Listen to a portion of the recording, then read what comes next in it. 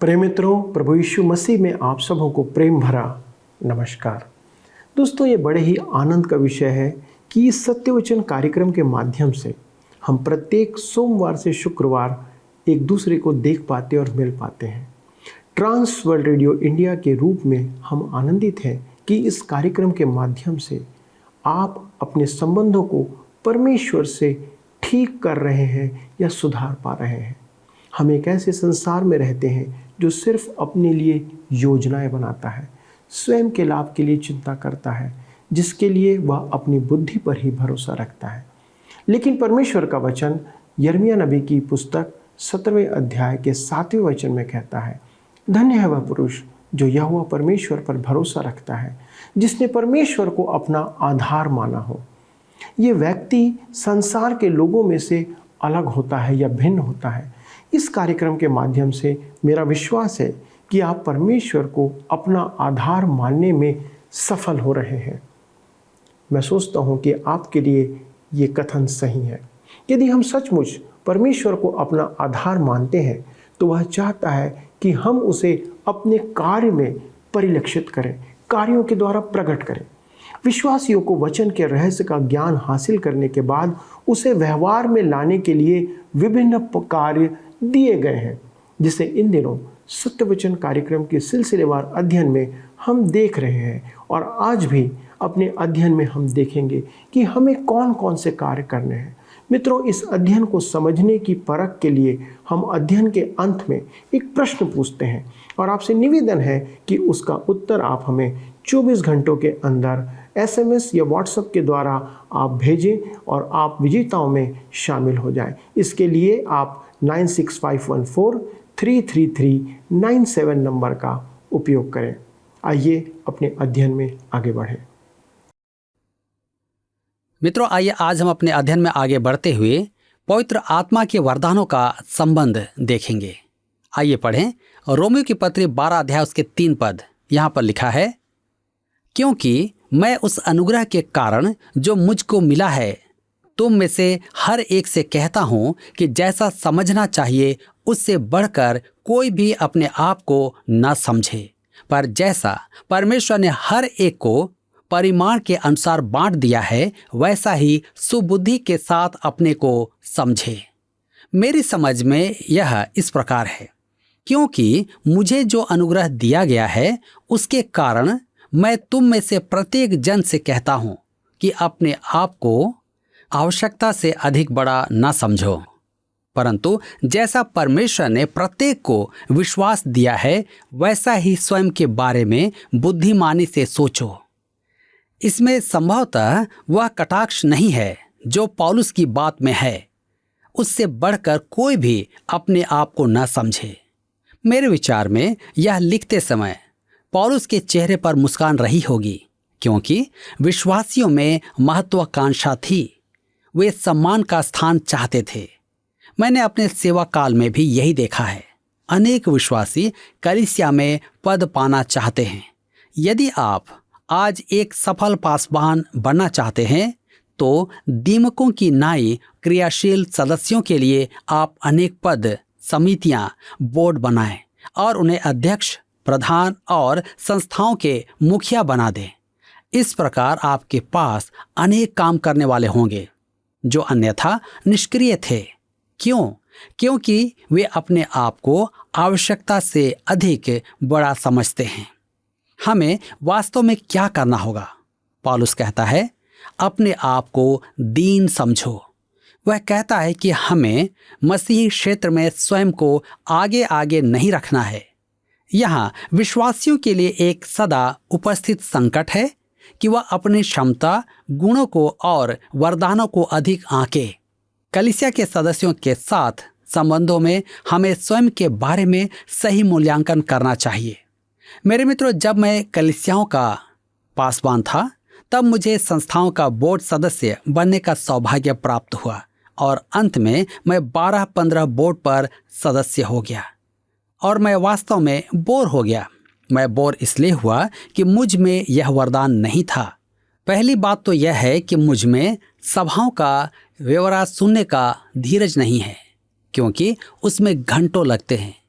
दूसरी बात यह है कि मैं किसी भी बोर्ड सभा में बैठकर अयोग्य व्यक्तियों द्वारा आत्मिक विषयों पर विवाद नहीं सुन सकता।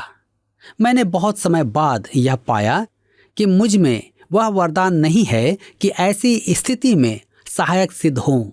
मैं वास्तव में बोर्ड सभाओं में आत्महत्या ही कर रहा था।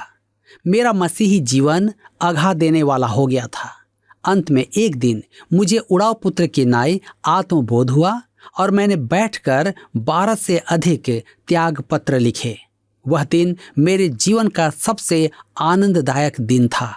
आज मैं किसी बोर्ड पर नहीं हूँ। मेरे अनेक मित्र मुझसे कहते हैं, आप हमारे बोर्ड पर आ जाइए। मैं उनसे कहता हूँ, नहीं, मैं आपकी सहायता नहीं कर पाऊंगा। मुझ में इसका वरदान नहीं है। मैं आपके साथ हूँ। मैं आपके लिए प्रार्थना भी करूंगा, परंतु मैं आपका बोर्ड सदस्य नहीं बन सकता। मेरे मित्रों, हमें अपने आप को वास्तविकता से अधिक बड़ा नहीं समझना चाहिए। हमें अपने अयोग्यता का ज्ञान होना आवश्यक है और हमें वह काम करना चाहिए जो परमेश्वर हमसे चाहता है। परमेश्वर आपको जहां चाहता है वहां होना आनंद की बात है।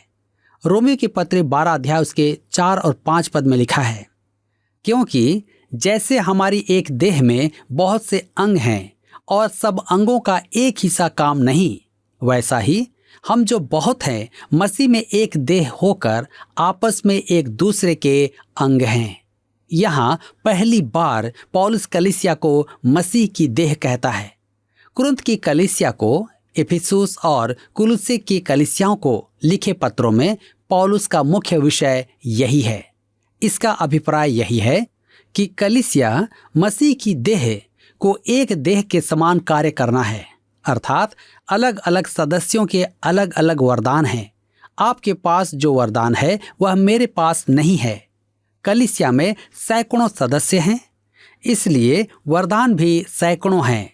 जहां तक मैं देख पाया हूं, पौलुस ने वरदानों की पूर्ण सूची नहीं दी है, क्योंकि जब भी उसने आत्मा के वरदान की चर्चा की है तब ही उसने नए वरदानों का उल्लेख किया है जिनका पूर्व की सूची में नाम नहीं लिया गया। मुझे पूरा विश्वास है कि परमेश्वर के आत्मा ने उसे ऐसा करने को प्रेरित किया था। हम रोमियो की पत्री 12 अध्याय उसके 6 पद में पढ़ते हैं। यहाँ पर लिखा है, और जबकि उस अनुग्रह के अनुसार जो हमें दिया गया है हमें भिन्न भिन्न वरदान मिले हैं, तो जिसको भविष्यवाणी का दान मिला हो वह विश्वास के परिमाण के अनुसार भविष्यवाणी करे। ध्यान दीजिए, वरदान जिस यूनानी शब्द का अनुवाद है उसके मूल शब्द का अर्थ अनुग्रह है। इसका अनुवाद अनुग्रह या निर्मोल वरदान भी किया जा सकता है। यही परमेश्वर का आत्मा आपको देता है। उसने कलीसिया में ऐसे व्यक्ति रखे जिनके पास भविष्यवाणी या शिक्षा देने आदि के वरदान थे। वरदान मिले हैं। मसीह की देह के प्रत्येक सदस्य के पास एक वरदान है, एक कार्यभार है। भिन्न भिन्न अर्थात वरदान अलग अलग हैं। इसका अर्थ यह नहीं कि एक ही वरदान अनेकों के पास ना हो। कलीसिया में प्रत्येक व्यक्ति के पास एक वरदान है। जब परमेश्वर आपका उद्धार करके आपको मसीह की देह में रखता है तो आपको काम करना है।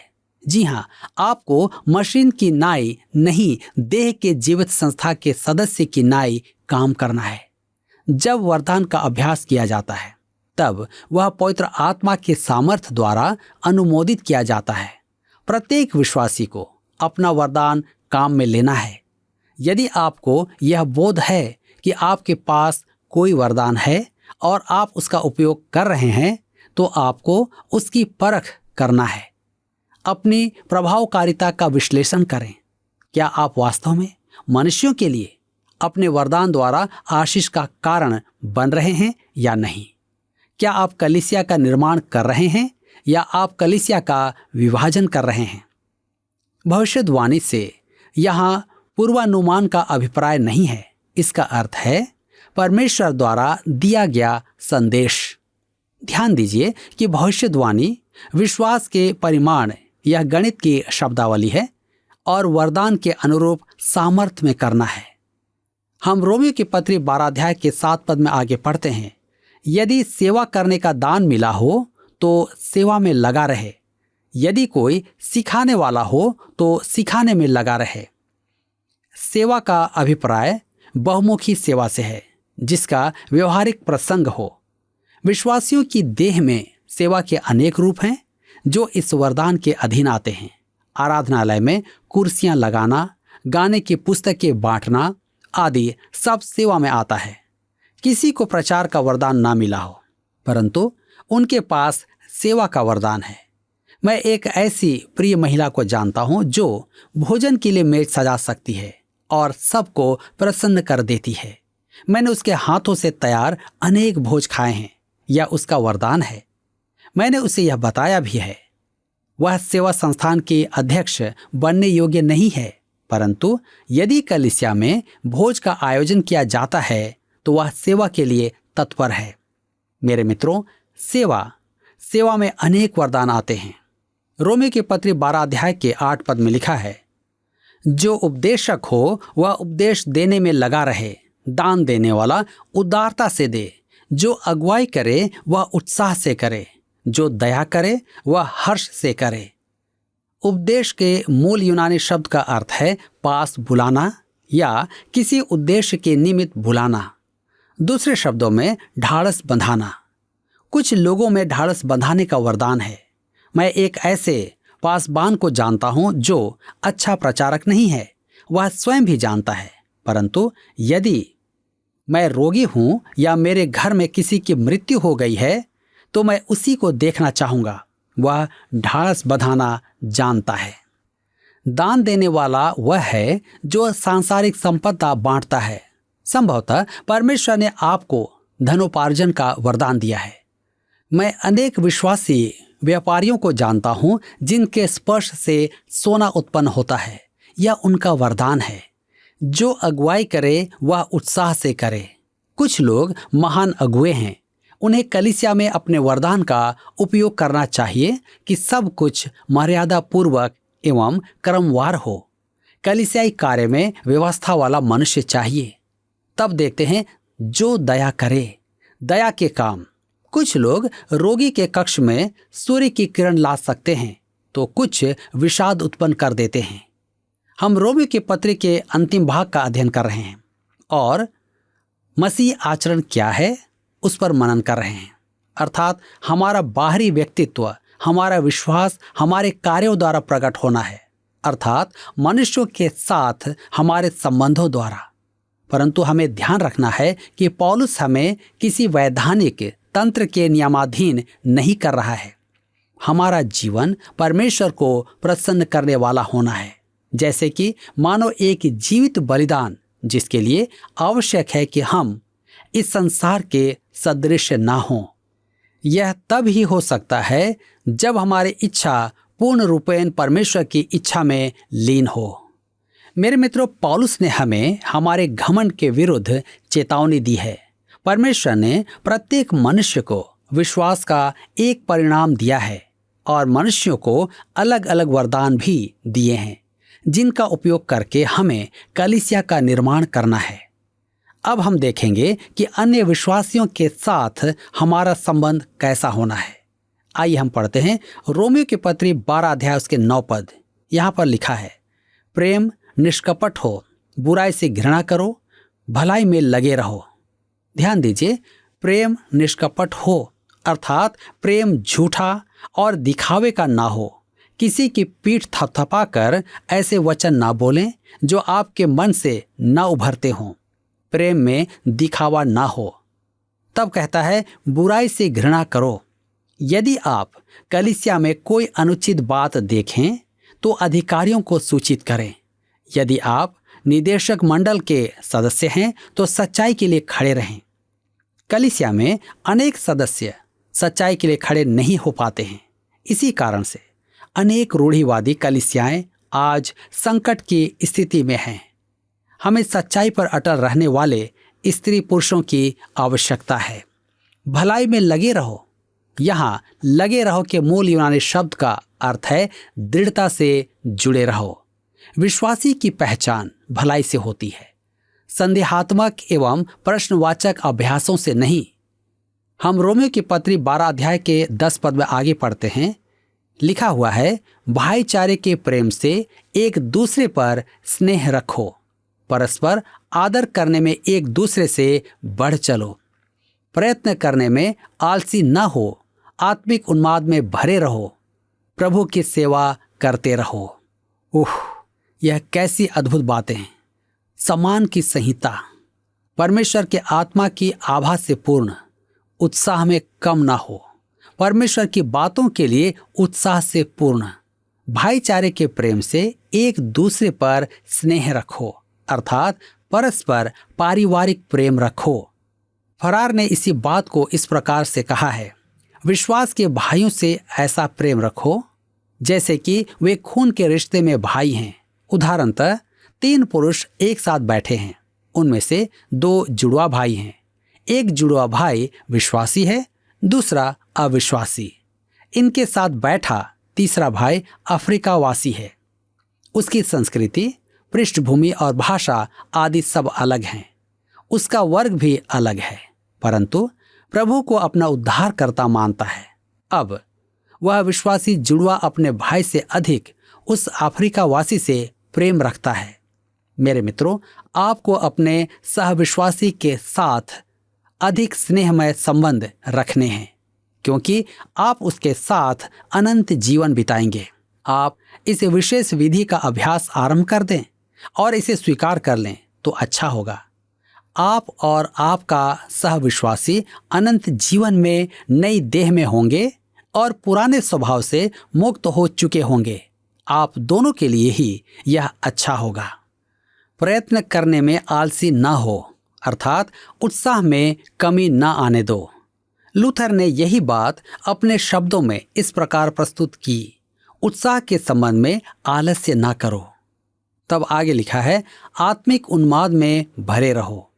इसका अभिप्राय है कि हमारा उत्साह पवित्र आत्मा के नियंत्रण में रहे। प्रभु की सेवा करते रहो। मसीह आचरण के प्रत्येक व्यवहार को केंद्र बिंदु की ओर इंगित करता है।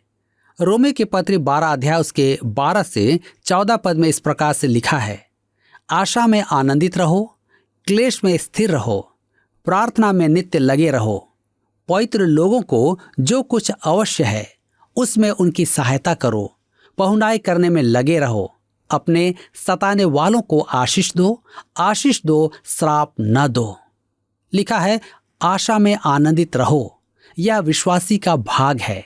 शायद विश्वासी की परिस्थितियां उसे आनंद मनाने की अनुमति न दे। इसका विपरीत भी सच हो सकता है, परंतु विश्वासी भविष्य को देखता है और आशा रखकर स्वयं को अधिक अनुकूल स्थितियों में लाता है। मुझे अपनी सेवा के समय में एक भाई का स्मरण आता है, जो आराधना के समय में उच्चारित किए जाने वाले बाइबल के पदों के अभ्यास के समय खड़े होकर बोला कि यह उसका मन भावन पद है। ऐसा हुआ, यह सुनकर सबके चेहरों पर आश्चर्य का भाव प्रकट होने लगा। प्रचारक ने खड़े होकर उससे कहा, मेरे भाई, यह पद आपका मन भावन पद कैसे हो सकता है? उसका उत्तर था, जब मैं समस्याओं और परेशानियों में होता हूं, तब मैं इस पद को पढ़ना पसंद करता हूं और मैं समझ जाता हूं कि वे जाने के लिए हैं, रुकने के लिए नहीं। वह एक नए दिन की प्रतीक्षा करता है। पौलुस के मन में भी यही था जब उसने लिखा, आशा में आनंदित रहो, प्रार्थना में नित्य लगे रहो, अर्थात प्रार्थनाशील स्त्री पुरुष बनो। पवित्र लोगों को जो कुछ आवश्यक हो उसमें उनकी सहायता करो, अर्थात आवश्यकताग्रस्त विश्वासियों के जीवन की आवश्यकताओं की पूर्ति करो। बहुत सी कलीसियाएं हैं जो गरीबों के कोष के विषय में बड़ी बड़ी बातें करती हैं, परंतु वे कितना पैसा सहायता में लगाती हैं। परमेश्वर हमसे आशा रखता है कि उसने हमें जो आशीषें दी हैं उन्हें आवश्यकताग्रस्त विश्वासियों में बांटें। पहुनाई करने में लगे रहो, अर्थात अतिथियों की सेवा की खोज में रहो, अर्थात हमें अन्य विश्वासियों की खोज करके उनकी सेवा करनी है। आपके पड़ोस में या आपकी कलीसिया में कोई ऐसा व्यक्ति हो सकता है जो अंतर्मुखी हो और सबसे अलगाव रखता हो, परंतु सहभागिता के लिए तरसता हो। हमें उसे खोजकर उसे सहभागिता प्रदान करना आवश्यक है। अपने सताने वालों को आशीष दो। ऐसा प्रतीत होता है कि विश्वासियों के लिए यह एक अनावश्यक आदेश है। एक विश्वासी दूसरे विश्वासी को कभी नहीं सताएगा। क्या वह ऐसा करेगा? कोई आपको लात मारे तो उसे आशीर्वाद देना असंभव है, परंतु हमें आशीर्वाद देना है, श्राप नहीं। रोमियो की पत्री 12 अध्याय उसके 15 और 16 पद में आगे लिखा है, आनंद करने वालों के साथ आनंद करो और रोने वालों के साथ रो। आपस में एक सा मन रखो, अभिमानी ना हो, परंतु दीनों के साथ संगति रखो, अपनी दृष्टि में बुद्धिमान ना हो। ध्यान दीजिए, आनंद करने वालों के साथ आनंद करो। संसार का सिद्धांत है, हंसोगे तो संसार तुम्हारे साथ हंसेगा, रोगे तो अकेले रोना पड़ेगा। परंतु विश्वासी के साथ ऐसा नहीं है। जी हाँ, हमें विश्वासी के सुख दुख का सहभागी होना है। विलाप करने वालों के साथ विलाप करो, आपस में एक सा मन रखो। इसका अर्थ यह नहीं कि एक से विचार रखो, परंतु यह कि हम में मसीह का मन हो। विश्वासियों को एक दूसरे के जीवन में भावनात्मक रूप से सहभागी होना है। मेरे विचार में यही एक गुण सच्चे विश्वासी को माननीय बनाता है। अभिमानी ना हो, परंतु दीनों के साथ संगति रखो। मेरे मित्रों, हम दीन मनुष्यों और निम्न स्तरीय बातों से न डरें। फिलिपियों की पत्री 2 अध्याय के 5 पद में पौलुस कहता है, जैसा मसीह यीशु का स्वभाव था वैसा ही तुम्हारा भी स्वभाव हो। मसीह का स्वभाव कैसा था? अति दीन स्वभाव। अपनी दृष्टि में बुद्धिमान ना हो, दूसरे शब्दों में अपनी समझ में बुद्धिमान ना हो। बहुत से पवित्र जन अपने आप को आत्मिकता में महान समझते हैं, जबकि वे हैं नहीं। मेरे मित्रों, सुलेमान को परमेश्वर ने बुद्धि दी थी। उसने एक अति रोचक बात कही। नीति वचन 26 उसके 12 पद में लिखा है, यदि तू ऐसा मनुष्य देखे जो अपनी दृष्टि में बुद्धिमान बनता हो, तो उससे अधिक आशा मूर्ख ही से है। मैं तो ऐसा कहने का साहस नहीं करूंगा, परंतु सुलेमान ने कहा है। मेरे मित्रों, आज परमेश्वर का वचन आपसे और मुझसे बातें कर रहा है। वह चाहता है कि हम उसकी बातों को सुने, समझे और अपने जीवन में ग्रहण करें। प्रभु इस वचन के द्वारा आप सबको आशीष दे। पिछले प्रश्न का उत्तर है डी, संपूर्ण व्यक्तित्व। अध्याय 12 पद 1 में शरीर का तात्पर्य संपूर्ण व्यक्तित्व से है। आज का प्रश्न है, इस अध्याय में पौलुस पहली बार कलीसिया को किस शब्द से संबोधित करता है? ए, विश्वासियों का समूह, बी, मसीह की देह, सी, एकता का बंधन, डी, संतों का समाज। मित्रों, इस प्रश्न का उत्तर हमें कल सुबह 6 बजे से पहले विकल्प ए, बी, सी या डी के साथ अपना नाम, पता, स्थान के साथ 9651433397 पर SMS या WhatsApp करें। सभी विजेताओं को विशेष पुरस्कार प्रदान किए जाएंगे। धन्यवाद। क्या आपको यह कार्यक्रम पसंद आया? अभी हमें एक मिस कॉल करें और आप अगले विजेता हो सकते हैं।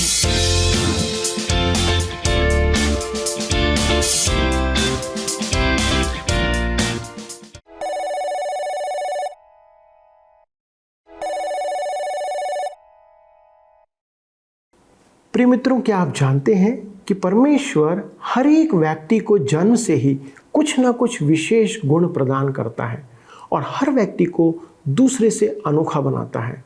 हर एक व्यक्ति उसकी दृष्टि में विशेष होता है और वैसे ही आप भी विशेष हैं। लेकिन जब एक व्यक्ति प्रभु यीशु मसीह को अपने जीवन में ग्रहण करता है तो वह उसके सन्मुख और अधिक विशेष और महत्वपूर्ण बन जाता है।